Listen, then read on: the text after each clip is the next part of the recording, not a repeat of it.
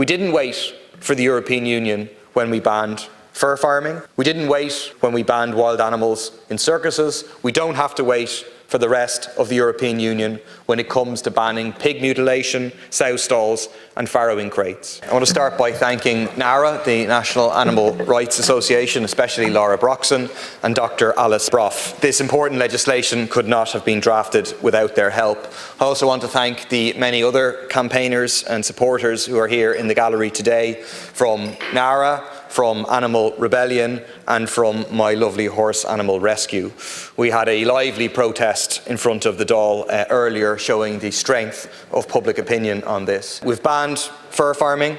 We've banned the use of wild animals in circuses.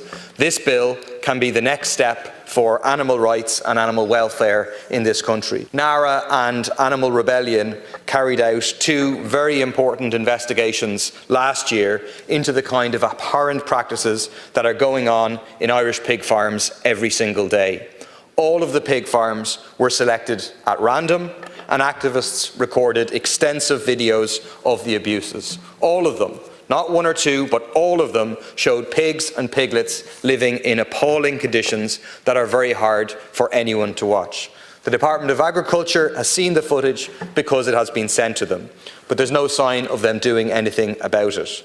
Sick and dying pigs with open wounds and weeping open sores, left to suffer and to die in filthy conditions. Pigs with their tails painfully docked or cut off, right up to the root. Tail docking is supposed to be banned, but loopholes in the current law are so wide that up to 95% of Irish pigs still have their tails docked. Sows trapped in farrowing crates and sow stalls so narrow that they can't turn around or move more than a few centimetres. That's to ensure that they never get a moment's break from suckling the 15 piglets now born in each litter. Anyone who has breastfed a baby would wince at the torture of that. Litter sizes have increased from 10 piglets in the year 2000 to 15 today because of genetic selection, again with no regard for sow welfare. The only concern seems to be for the number of pigs produced and the size of the profits to be made. Most pigs in Ireland spend their whole life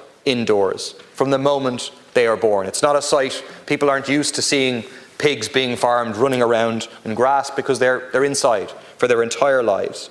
The only time they experience fresh air or sunlight is when they're being loaded onto a truck on the way to the slaughterhouse. No animal should be forced to live a life like that, but especially not intelligent, sociable animals like pigs. People Before Profit's bill today seeks to address some of the worst abuses in the pig industry. Section 1 bans the mutilation of pigs, including teeth clipping, tail docking and castration. Section 2 outlaws sow stalls and farrowing crates. When I asked the Department of Agriculture in April if they would take action to ban sow stalls and farrowing crates, they passed the buck to the European Union.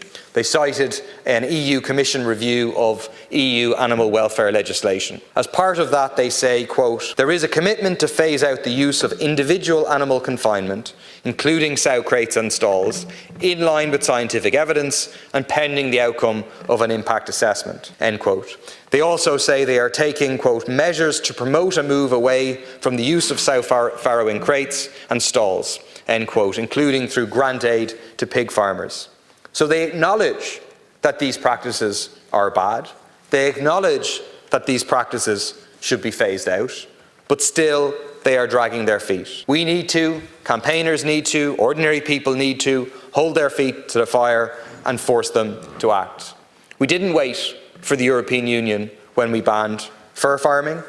We didn't wait for the European Union when we banned wild animals in circuses. We don't have to wait for the rest of the European Union when it comes to banning pig mutilation, sow stalls and farrowing crates. The pig industry in this country is relatively small. Only a small number of pig farmers would need to be compensated for hardship when these inhumane conditions are banned.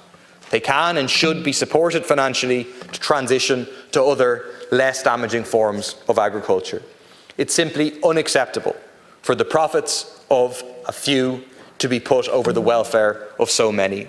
3.5 million pigs are forced to live and die in inhumane conditions in Ireland every single year. This has to stop, and this bill would stop it.